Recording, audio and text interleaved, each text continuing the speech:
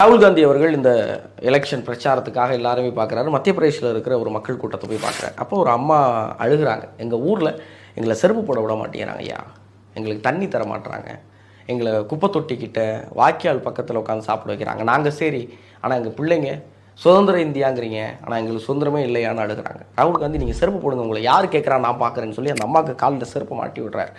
ராகுல் காந்தி அந்த அம்மா கால் செருப்பு மாட்டி விட்டது எனக்கு ஆச்சரியம் கிடையாது. 2024லையும் ஒரு சக மனிதன் இன்னொரு சக மனிதனை வெறும் பிறப்பால் வருகிற ஜாதியாலேயோ மதத்தாலேயோ ஏதோ ஒன்றால் தாழ்த்துறாங்களே, இது எவ்வளோ மோசமான மனநிலை. ராகுல் காந்தி அந்த அம்மா செருப்பு காலுக்கு செருப்பு போட்டது பாராட்டுக்குரியது இல்லை.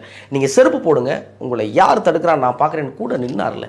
இதுதான் ஒவ்வொரு அரசியல்வாதியும் பண்ணணும். இதை தான் திரு நரேந்திர மோடிஜி அவர்கள் பண்ணணும், இதை தான் திரு அண்ணாமலை அவர்கள் பண்ணணும், இதை தான் ஸ்டாலின் அவர்கள் பண்ணணும், இதுதான் ஒவ்வொரு அரசியல்வாதியும் பண்ணணும். இங்கே ஒரு பாதிக்கப்பட்டவன் யாராக இருந்தாலும் அவன் பக்கம் நின்று நீ எந்த விதத்துலையும் தாழ்ந்தவன் இல்லைடா, இங்கே எல்லாரும் சமந்தாண்டாங்கிற சமத்துவம் இருக்குல்ல, அதை போதிக்க